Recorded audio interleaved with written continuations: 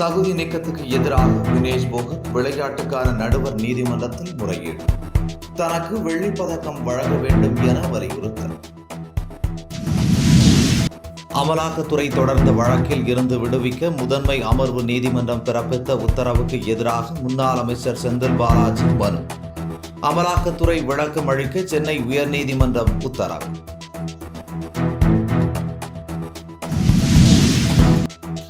நாட்டிற்கே முன்னோடியாக திராவிட மாடல் அரசு விளங்குகிறது. அமைச்சர் உதயநிதி ஸ்டாலின் பெருமிதம். மருத்துவ காப்பீட்டு திட்டங்களுக்கான 18% GST வரி 75% மாநில அரசுகளுக்கு தான் செல்கின்றன. மத்திய நிதியமைச்சர் நிர்மலா சீதாராமன் விளக்கம். தமிழகத்தில் மட்டும் 4221 கோடி ரூபாய் சுங்க கட்டணம் வசூல். மத்திய அமைச்சர் நிதின் கட்கரி தகவல்.